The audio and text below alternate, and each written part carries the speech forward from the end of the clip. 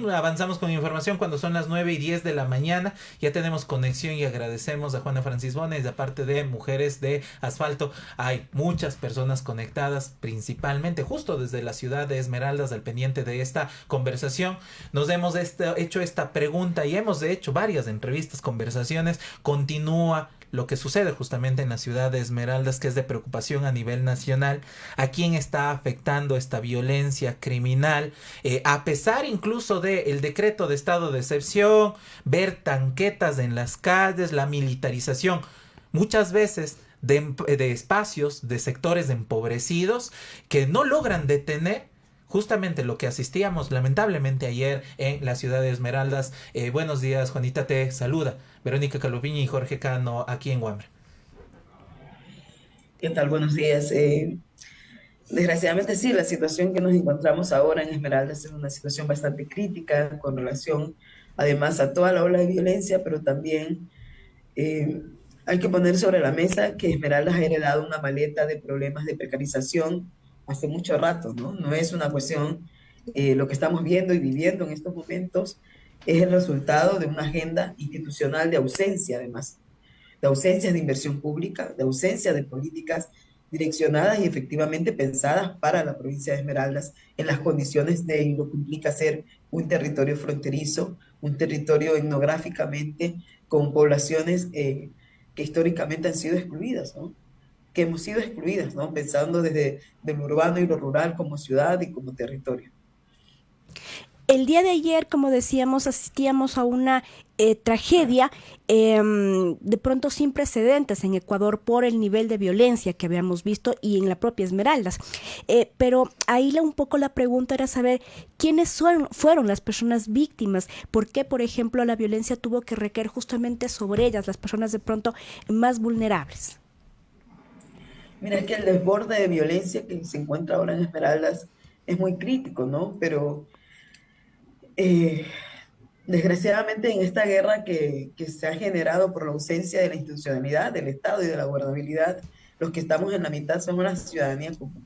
Es justamente, o sea, la cartografía de lo que se vio ayer, la radiografía de lo que se vio ayer es lo que está sucediendo. Somos la ciudadanía común el que está en la mitad, ¿no? El que estamos ahí en la guerra sin armas y sin nada para defendernos, ¿no? Y cuando digo sin armas, no es necesariamente las armas físicas, sino dónde recurres cuando tienes un problema, dónde denuncias, ¿no? ¿Quién te acoge?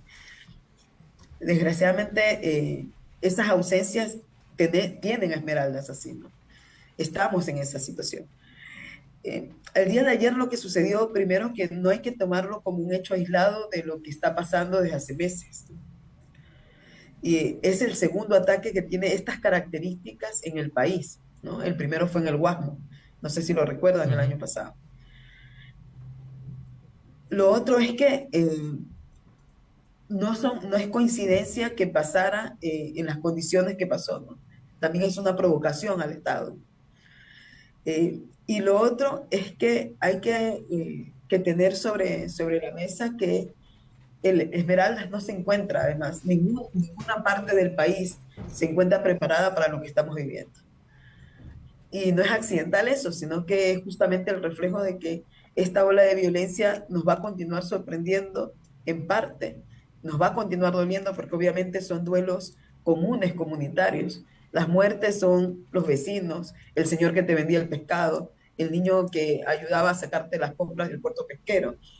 Y que aún no te digan la lista con nombres de esos fallecidos también demuestra el problema de la institucionalidad que tenemos.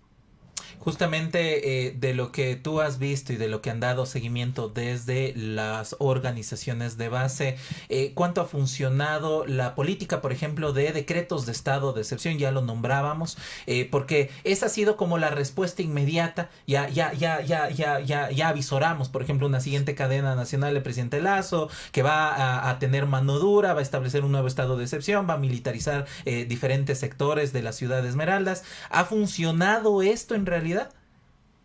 Desgraciadamente, no quiero usar constantemente la palabra desgraciadamente, pero es la única que cabe aquí, ¿no? Tenemos un problema y es que todas las intervenciones realizadas por el Ejecutivo o por el Estado en estos momentos en Esmeraldas han sido un fracaso, ¿no? Primero porque han sido medidas que no dimensionan la dinámica cultural, la dinámica que tiene la provincia. Segundo, que han sido intervenciones que han sido un fracaso, porque en estado de excepción continuaban los sicariatos, ¿no? Continuaba pasando la ola de violencia porque el estado de excepción no representaba nada. No representaba seguridad, no representaba garantías, no representaba además ni siquiera que la población se sienta segura. Más bien se representó y repercutió en términos de turismo y de trabajo. Y cuando hablo de turismo y de trabajo es que Esmeralda es una provincia que vive de eso, que vive de la pesca, que vive del turismo, que vive de un trabajo informal, porque el 70% de la población en Esmeraldas tiene como ingreso de vida la agricultura y el trabajo informal. Entonces, vienen estas intervenciones de estado de excepción, que la gente no puede estar en la calle, que no puedes transitar. Entonces, tienes a una violencia que no para y tienes a una población que es obligada a parar, porque el Estado interviene además con unas medidas que te obligan a parar.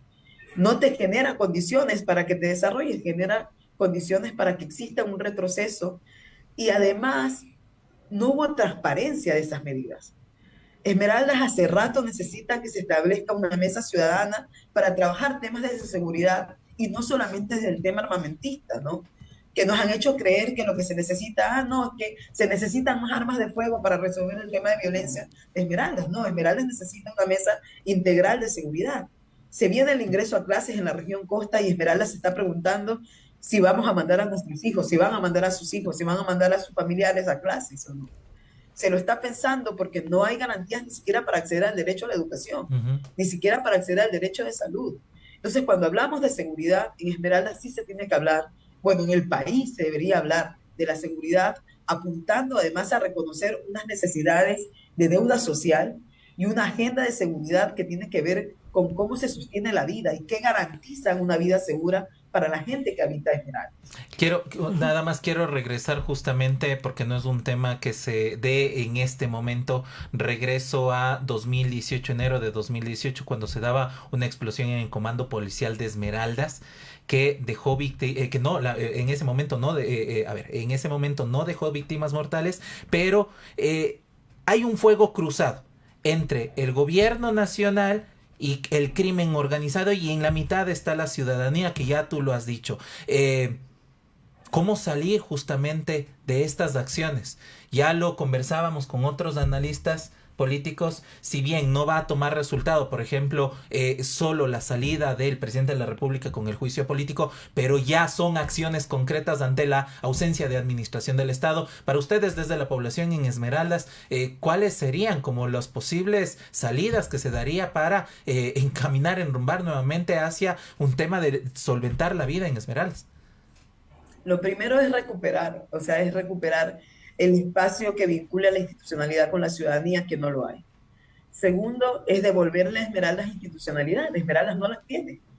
O sea, no tiene institucionalidad con recursos ni con equipo de personas que tengan la predisposición de trabajar estos temas.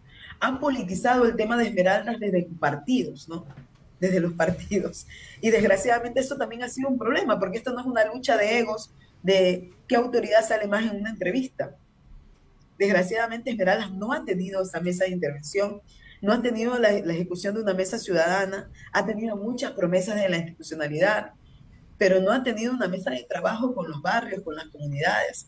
No ha habido una estrategia pensada orgánicamente desde qué se debe intervenir para que las infancias estén protegidas. El sistema de protección en Esmeraldas no está desgastado, no está usado, que es mucho más grave.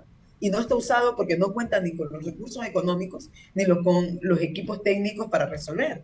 Y además, cuando hubo esta famosa reducción del Estado, cuando citas tú el 2018, hay que recordar que hubo una reducción del Estado que nos dejó, en el caso de Esmeralda, sin institucionalidad, sin presupuesto en las instituciones públicas para ejecutar política pública. Nos dejó además nuevamente desprendidos de atención y no hubo ni siquiera un proceso para hacer una intervención de seguridad en frontera, mucho menos en las ciudades principales. Con esto quiero decir que además hay un análisis de la provincia de Esmeraldas que lo hacían desde la frontera. Y lo que pasó ayer en Esmeraldas es devolverles el sacudón de tienen que voltear a mirar a Esmeraldas como un espacio integrado, como una provincia como tal. Pero hay un desprendimiento forzoso que hace la institución, ¿no? Que hace el gobierno para decirte que el problema son los de allá y no los de acá. Cuando la ola de violencia en Esmeraldas está en toda la provincia de Esmeraldas, ¿no? Ahí no existe una agenda política para hablar sobre acuerdos de paz y sobre restitución de la paz en la provincia de Esmeraldas. Y eso hace también pensarte en que cómo está mirando el Estado el problema. Cuando escuchas una intervención de un funcionario de alto rango del gobierno decir que no, que lo que pasa es que el capitán Zapata decía que lo que pasa es que no quisieron pagar la extorsión. O sea, además tenemos que recurrir por fuera del Estado para tener garantías de seguridad en una provincia. O sea que los culpables son la gente porque no pagó. Los culpables y los responsables y los criminalizados continuamos siendo la ciudadanía porque no aceptamos y porque no nos permitimos vivir en estas condiciones. Tú hace un momento, Juanita, mencionabas algo muy importante y era que hasta esta hora no se conoce la lista, los nombres de las personas que fueron asesinadas el día de ayer. Y esto un poco me recuerda a lo sucedido en las masacres carcelarias, por ejemplo, cuando las familias justamente tenían que esperar horas, días, para que comprobar si su familiar se encontraba ahí. Entonces, un poco conversar sobre este estado de desamparo, porque además veíamos ayer imágenes donde eran los propios pescadores, la gente, la que tenía que meterse en el agua a buscar, a rescatar a las víctimas también. Así es, desgraciadamente es como, mira, hay algo que nosotras estamos insistiendo mucho y es que nos quieren hacer creer que nuestras muertes no son nuestras, que nuestro proceso de duelo no son nuestros, que lo que estamos viviendo es una ficción de la gente que habita Esmeraldas, ¿no? Como que hay unas cosas ahí del Estado y otras cosas relacionadas con la ciudadanía y desgraciadamente duele mucho porque es invisibilizar el proceso de duelo de la gente.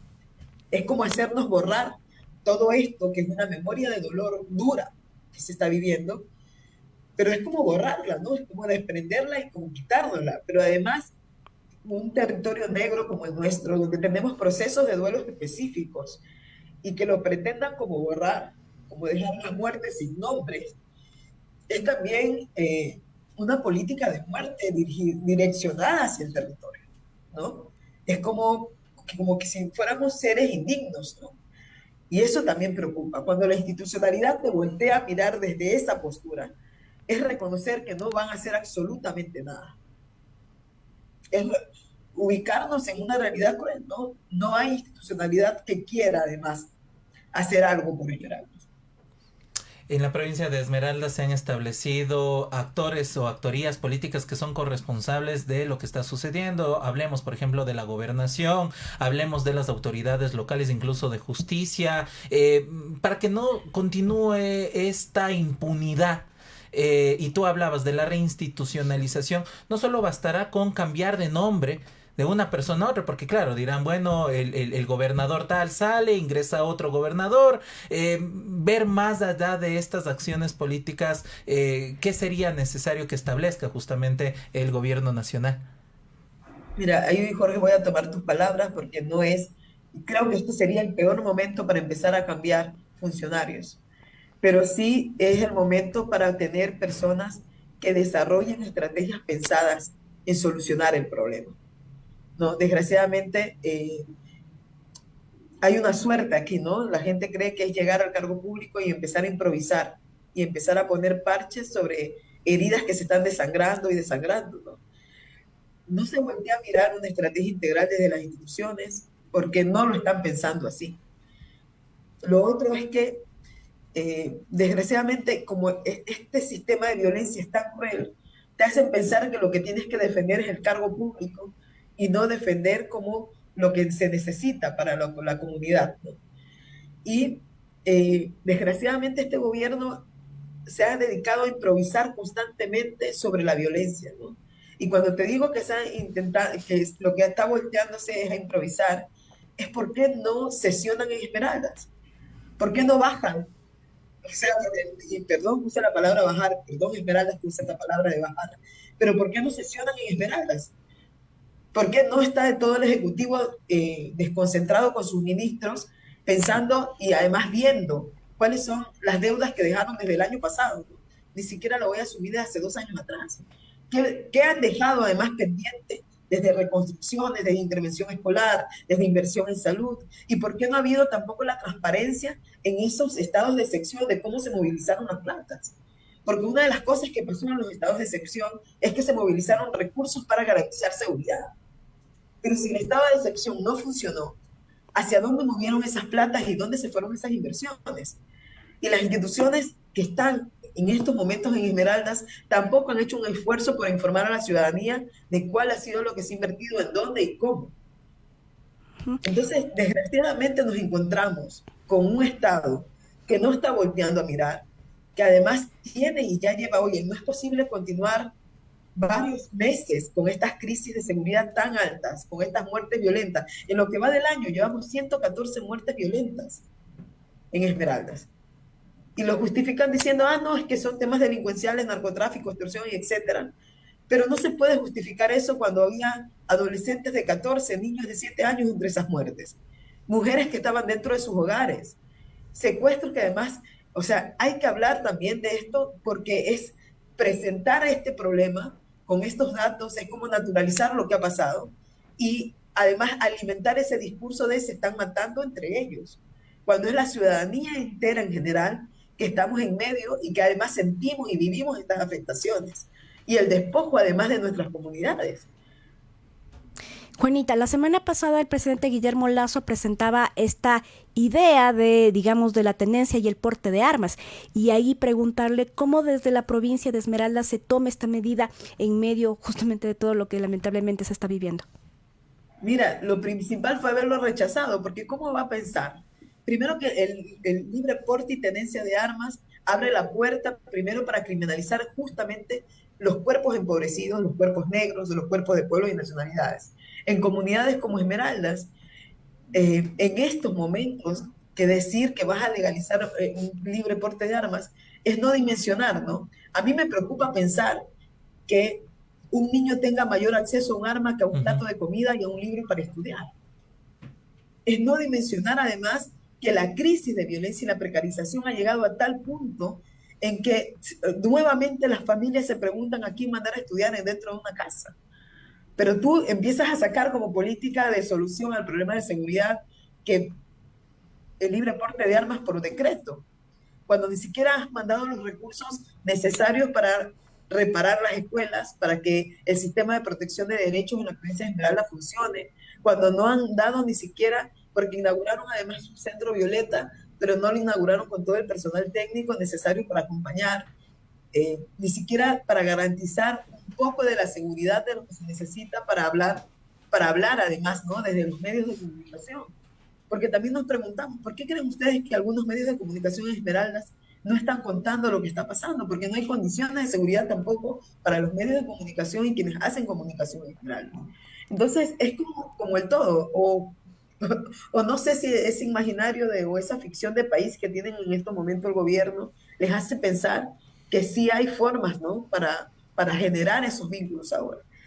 Hay una relación entre las armas y los cuerpos negros que ha sido devastadora.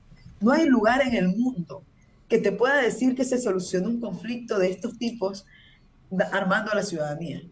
No hay una experiencia que te diga, mira, esto pasó y pasó bien. Así que las declaraciones de Ordóñez en Icuavisa diciendo que sí pasaba, desgraciadamente lamento decirle, no, señor, no. Y uno de los ejemplos es justamente comunidades negras donde se dio estos temas y era realmente un ejercicio de exterminio territorial, porque era volver a armar justamente a quienes sí podían tener el poder de acceder a las armas y exterminar a los que no podían y que no tenían, ¿no? Justamente estamos viendo en redes sociales también, y para cerrar esta conversación, Juanita, se pone en los medios de comunicación la imagen de las personas en las que en los sectores que ha permeado la delincuencia, el crimen organizado, y me refiero incluso a niños, niñas, adolescentes que están armados, que han cometido algún delito, pero no se pone en escena a los líderes del crimen organizado, o incluso más quienes gestionan recursos con el Estado ecuatoriano mismo, con estas denuncias de corrupción, para utilizar flotas pesqueras, para utilizar empresas públicas, para que continúe este sistema del narcotráfico, cómo se está criminalizando nuevamente en medio de todo esto también, sin deslindar responsabilidades a los sectores populares. Claro, y además, mira, hay algo que quiero como dejar muy presente. No es posible pensar que los excluidos asumamos la responsabilidad que le corresponde al Estado. No es posible que asuman esto del libre porte de armas y de las problemáticas de lo que está pasando nuevamente a la ciudadanía. O sea, no es posible que nos hagan creer, que nos pretendan hacer creer que nosotros somos responsables de todo lo que está pasando en esta ciudad o en esta provincia. Creo que es importante reconocer la ausencia del Estado. Creo que es importante poner sobre la mesa, además, la urgencia y la necesidad de que el Estado reconozca que se les fue de las manos y que no saben qué hacer, y que no saben cómo intervenir, y que pidan ayuda a quienes conocen el tema. Pero desgraciadamente nos están costando a nosotros vidas, y nos está costando también el tema de pensarnos un futuro. No hay plan de vida en estos momentos en Esmeraldas para la ciudadanía, y creo que parte de eso tiene que ver con la ausencia de quien asume, ¿no?, la responsabilidad en esto. Juanita, nuevamente mandarte un mensaje de solidaridad desde acá, desde Huambra, a los hermanos y hermanas de Esmeraldas. Muchísimas gracias por esta entrevista. A ustedes, que tengan buen día.